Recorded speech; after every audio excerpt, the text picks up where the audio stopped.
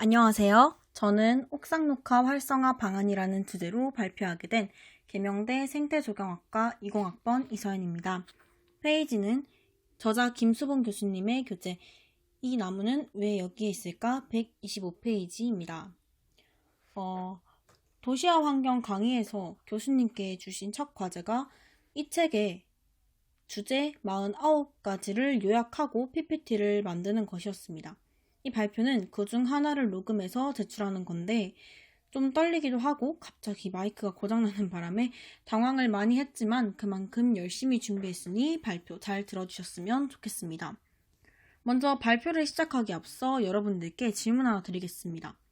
여러분들은 옥상이 있는 집이나 건물을 소유하게 되신다면 옥상을 어떻게 활용하고 싶으신가요? 유튜브 영상에서 얘기를 하는 바람에 들을 수는 없지만 제 얘기를 하자면 저는 옥상에 풀을 깔고 할 수 있다면 큰 나무를 심어서 그늘 아래 쉴 수 있는 정원을 만들고 싶습니다. 다들 옥상 정원에서 휴식을 취하는 상상을 한 번쯤은 해보시지 않았나요? 그런데 이런 휴식 공간인 옥상 정원이 보기에도 미적으로도 건강에도 도움이 되지만 환경에도 좋은 효과를 줄 수 있다는 사실을 알고 계셨나요? 저는 이 주제를 통해서 한 번 더 생각하게 되었는데 이번 발표를 통해서 도시의 치솟는 온도를 조금 낮춰줄 옥상 녹화에 대해서 얘기를 해보겠습니다. 일단 우리에게 처해진 환경 문제에 대해 살펴보겠습니다. 현재 지구는 산업화와 도시화, 막대한 자원 소비, 각종 개발 등의 이유로 자연 생태계가 파괴되고 있습니다. 그리고 도시에 점점 대형 건물들이 많아지고 지하 공간이 개발되며 고가 도로 등의 콘크리트로 만들어진 인공 구조물들이 차지되면서 환경이 위험에 처해진 상태에 놓여 있습니다. 저는 서울에 놀러 가봤을 때 딱 느낀 것인데 녹지보다는 확실히 고층 빌딩의 비중이 높다는 것을 한눈에 알아볼 수 있었습니다. 이런 많은 회색 인프라들로 인하여 도시의 열섬 현상과 지구온난화로 이어지게 되고 결국에는 생활 환경의 질을 열악하게 만들고 말 것입니다. 이와 반대로 현대 도시인들은 여가 시간의 증대로 인하여 양호한 자연 환경에 대한 욕구와 열망이 점점 증가하고 있는 추세를 보이고 있습니다. 왼쪽 사진은 재작년 하중도에 유채꽃을 보러 갔을 때 찍은 사진이고 오른쪽 사진은 최근에 수변공원에서 찍은 사진입니다. 저 같은 경우에는 달서구에 위치한 월광 수변공원에서 자주 산책을 하는데 정말 많은 사람들이 산책을 하고 돗자리에 앉아서 자연을 구경하는 것을 볼 수 있었습니다. 코로나 바이러스 때문에 사람들이 급증한 것은 사실이지만 그만큼 사람들이 자연 환경에 대한 욕구가 증가하고 있다는 것도 사실인 것을 느낄 수가 있었습니다.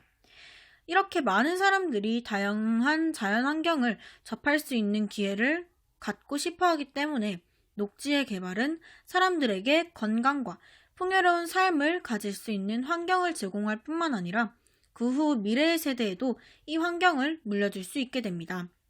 지금 도시공간은 인공구조물들이 대부분 차지해버렸기 때문에 연구가들은 이런 여건 속에서 도시 내에 존재하는 모든 이용 가능한 공간에 대해서 활용 방안을 살펴보게 되었습니다.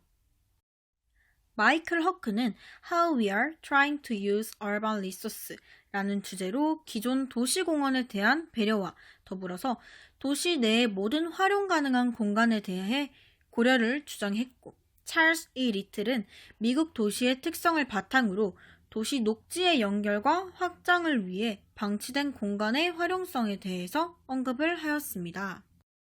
우리나라 대도시들이 가지고 있는 건축물 옥상들은 활용 가능성이 높지만 대부분 살펴봤을 때 시래기만 놓여져 있다거나 아니면 시래기도 없이 그냥 딱딱한 콘크리트만 존재하는 그런 버려진 공간으로 방치가 되어 있는데 이런 옥상을 활용하여 도시의 환경을 개선할 수 있다고 합니다. 최근 옥상 녹화에 도움을 줄 건축물 개정안이 발표가 되었고 몇몇 대규모 상업시설과 일부 관공서에서 옥상 녹화를 실시하여 좋은 평가를 받아 지방자치단체들과 정부 기관에서 옥상 녹화의 중요성을 고려하고 있다고 합니다. 그 예로 서울시와 부천시, 등의 일부에서 장기적인 계획으로 행정기관의 옥상을 선두로 하여서 추진하고 있으며 환경부에서도 정부 그린 네트워크화 사업으로 건물의 옥상 녹화를 적극 지원할 계획을 밝혔습니다. 또한 옥상 녹화와 관련하여 인공토양, 바람직한 아파트 단지 개발 방향, 옥외 공간의 배치, 건축물 하중 제한이 조경 계획에 미치는 영향, 에너지 부문의 성능 효과, 캠퍼스 경관, 학생들의 캠퍼스 옥상 활용 등등의 많은 연구가 이루어지고 있는 가운데 있습니다. 그리고 서울 경동 빌딩의 옥상 정원을 활용하여 겨울철에는 실내 온도가 2도 상승하고 여름에는 2도 하강하여 냉난방비를 절약할 수 있을 뿐만 아니라 생물 다양성 증진에도 도움이 된다는 긍정적인 가능성을 제시한 연구가 있습니다. 겨울철에 그 추운 날에 실내 온도가 2도나 상승하고 또한 그 더운 이 대구는 특히 여름이 더 더운데 2도 하강한다면 얼마나 좋을까요? 이런 상황을 살펴보았을 때 옥상 녹화에 대한 활성화가 필요하다고 생각합니다. 옥상 녹화에 대한 이 뉴스 영상을 보고 발표를 계속해서 이어나가도록 하겠습니다. 네, 대전입니다. 올 여름도 때이른 더위가 기승을 부리고 있는데 특히 도심은 열섬 현상으로 더욱 뜨거워질 전망입니다.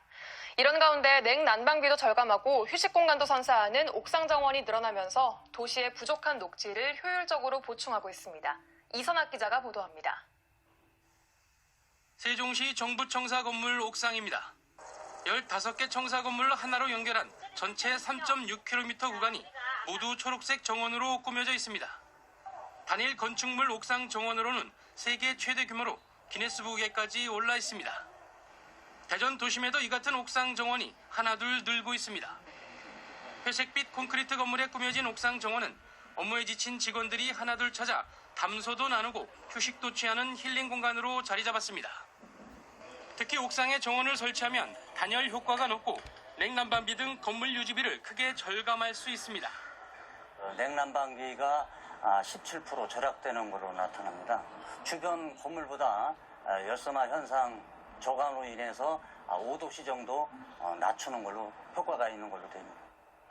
현재 대전시의 지원을 받아 설치된 옥상 정원은 18곳.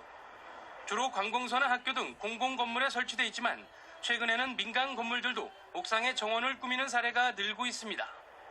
단순히 조경수와 꽃으로 꾸민 정원에서부터 텃밭으로 운영하거나 벼를 심기도 하고 양봉을 하는 곳도 있습니다. 특히 최근 논란이 되는 미세먼지 감소 효과까지 알려지면서 대전시도 옥상 정원 확대를 적극 추진할 계획입니다. 옥상 녹화 사업은 공공건축물에 옥상을 푸르르게 녹화하여서 미세먼지와 열섬 현상을 저감하기 위한 사업으로서 앞으로도 공공건축물의 옥상 녹화를 더 확대해서 시행할 예정입니다. 버려진 땅과 자투리 공간을 활용하는 옥상 녹화 사업이 열섬 현상과 미세먼지 같은 도시 문제를 해결하는 새로운 대안으로 떠오르고 있습니다. TJB 이선학입니다. 제가 이 주제를 선택한 이유는 앞에서 살펴보았듯이 옥상 녹화에 대한 많은 연구가 진행되고 있고 또한 도시의 환경을 개선하는 방법으로 옥상 녹화가 있다는 것도 다들 알고는 있지만 아직 활성화되지 못하고 추진되지 못하고 있는 것 같기 때문입니다.